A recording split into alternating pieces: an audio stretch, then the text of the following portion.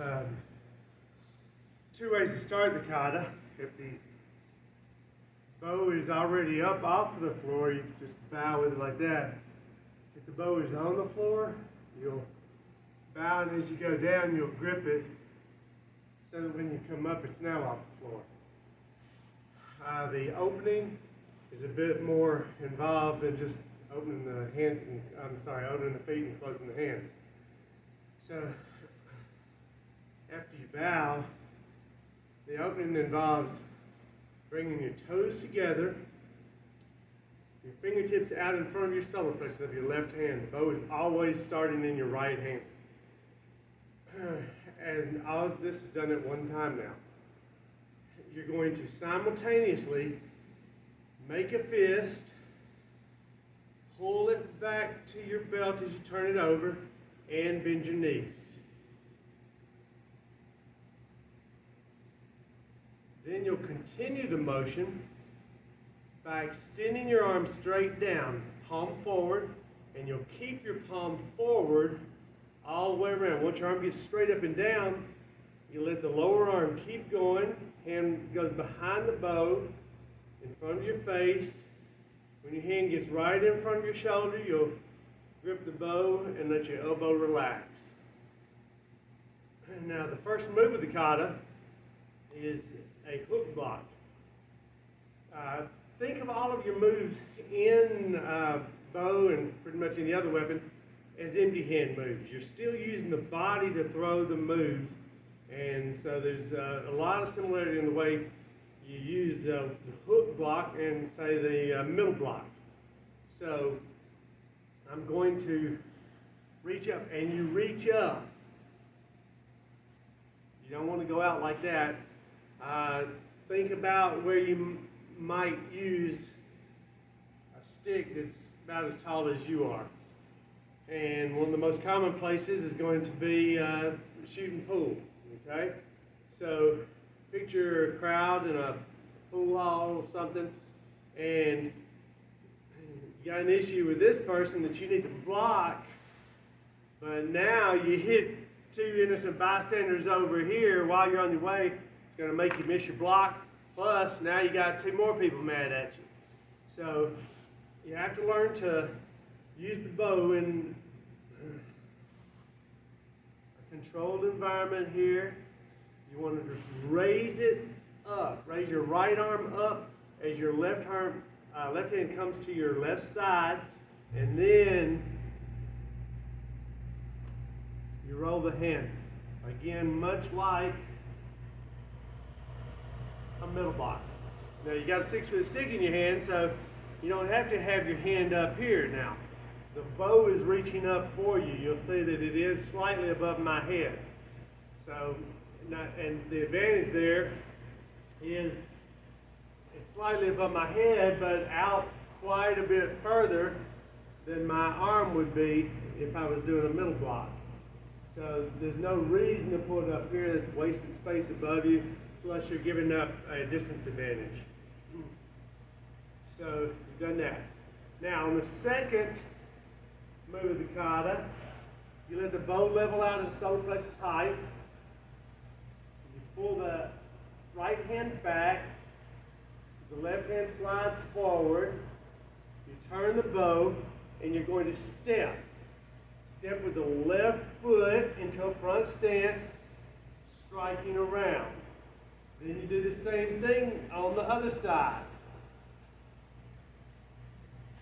Foot back, hand out, flip the bow, step and strike. When you step, you want to step with the side that the bow is on.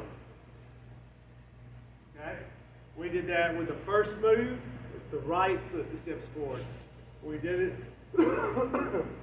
in what I call the loop, which is the two moves that we just did.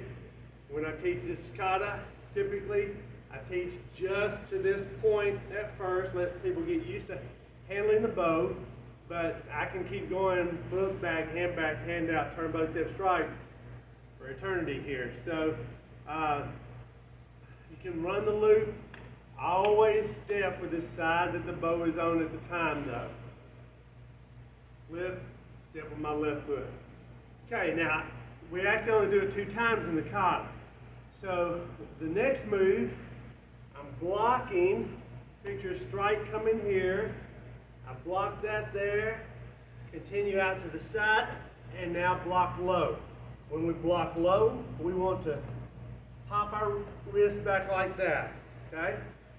Now I'm going to paddle block. To paddle block on my left, I raise my right hand and then pull the left end around. It has a little hooking motion on the end there, okay? As I'm making contact, I want to snap off of it, okay?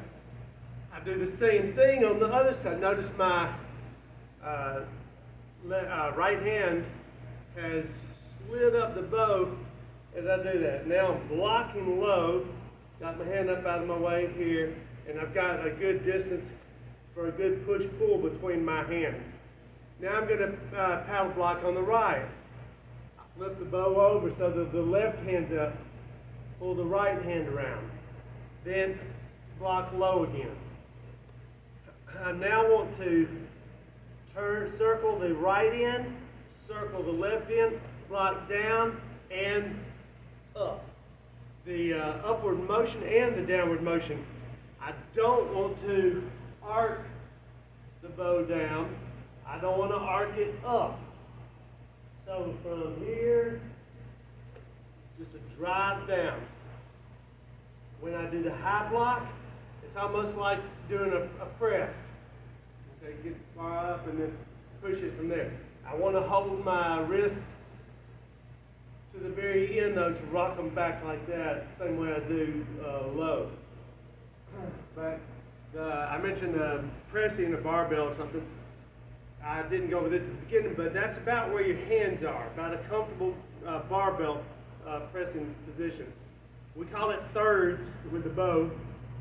If the bow is about your height, which it should be,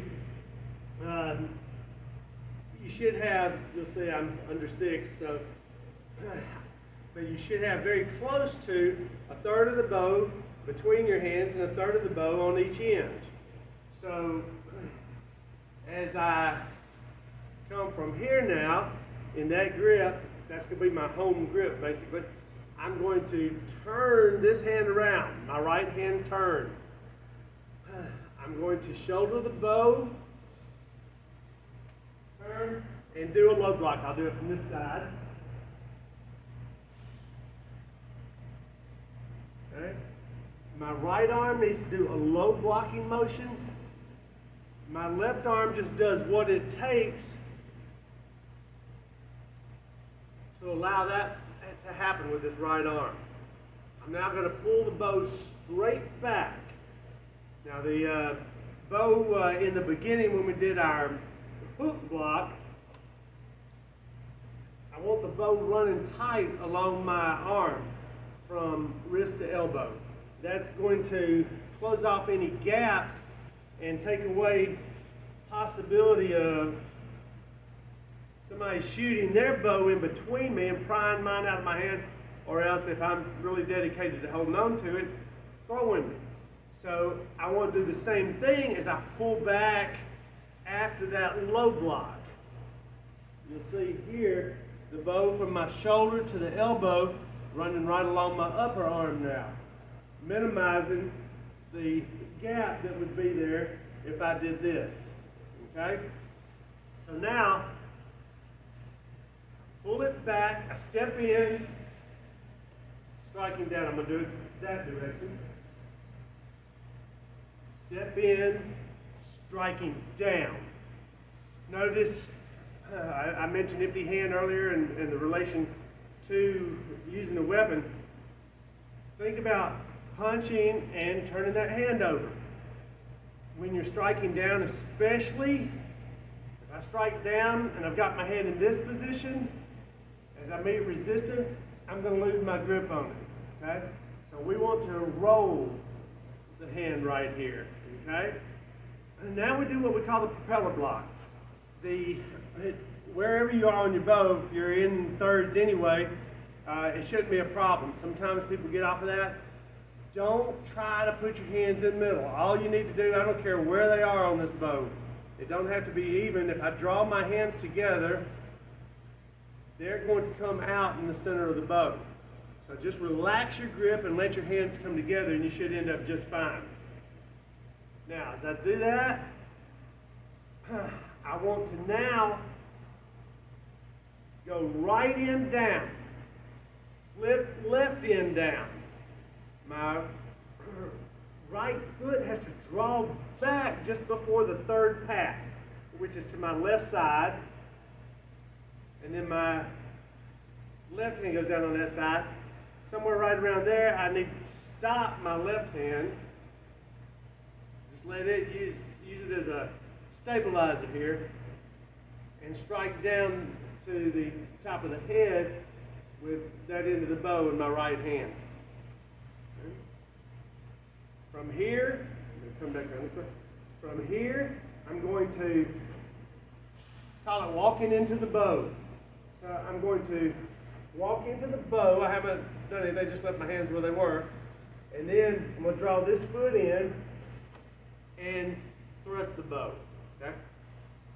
Now, that's the end of the first quarter, and it just repeats 4 times the exact same moves. The only thing now I have to do is turn to my new direction. I'm going to turn like that. I just pivot my feet. As I do that, I want to roll this hand up like that. Think of a groin strike, whether it's with the bow or if we're talking empty hand. I'm now striking there, moving in with my middle block. Of course, with the bow, it is moving in with a hook. Again, keep the bow tight to you and roll that arm as if you're doing a middle block. Now, let's say I'm at the end of my 4th side. So I'm here, I'm going to pivot, back, step in, same way, and hook. After this hook, I do another thrust. Now, you saw me do something with my leg then, I don't know if you can see it from that angle, but after my hook, I want to remove what's holding me here. That gets me moving forward. I didn't have to do that after when I moved in with that thrust a second ago. Lifting this foot doesn't do a thing for me now. It doesn't move me at all. But in a front stance, you lift that foot and you go forward. So we use that. Here, move into the bow, thrust, and then, let's shoot for this part. After the thrust, you do a low block.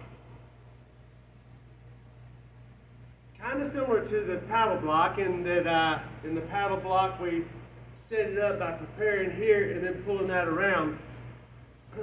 This does a very similar thing in that we prepare it here and then roll that around as if you was doing a scoop block, almost. Okay? The bow should be in line with your shin, your front shin, and it should be angled out slightly from top to bottom. The recovery involves just pulling back, letting your hand slide back down to in front of your shoulder. And then you, to close your stance, you bring the hand straight back up the bow and around the same way it started. It'll come touch your leg, and at that point your toes separate. Then you bow, and you can keep the bow up or put it down now, either one. Shiho Nuke.